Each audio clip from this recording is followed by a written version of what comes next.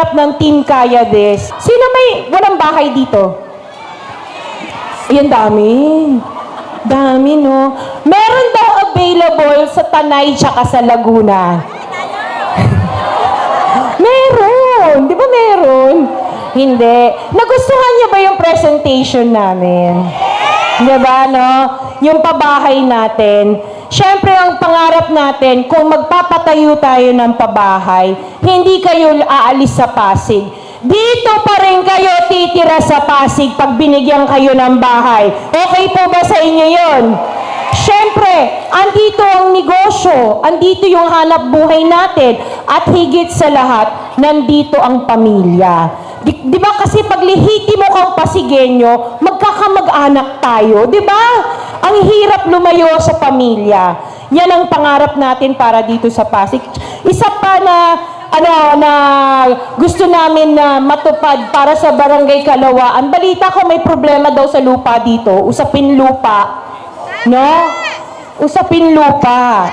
Kanina binanggit ni Cap Jess na sa area ng resettlement may problema tayo.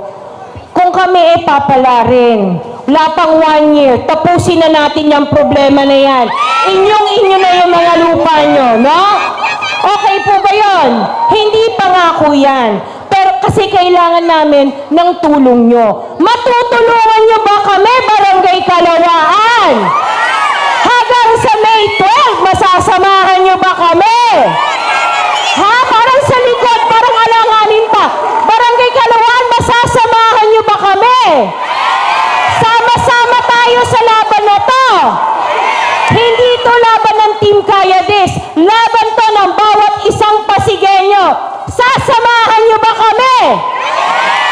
Promise! Magandang gabi, Barangay Kalawaan. Maraming salamat po.